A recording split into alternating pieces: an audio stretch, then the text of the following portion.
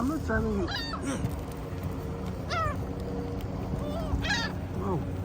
Look at that. Look at that. They're so free. This is how we're supposed to live like humans.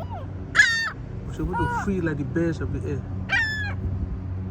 They don't sow, they don't reap, but God feed them every day.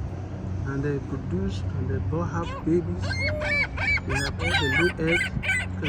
You can't even know the difference between them. They are all united. Normally this is just a lesson. This is how God wanted us to be. Not to be united and look each other the same. What a great lesson.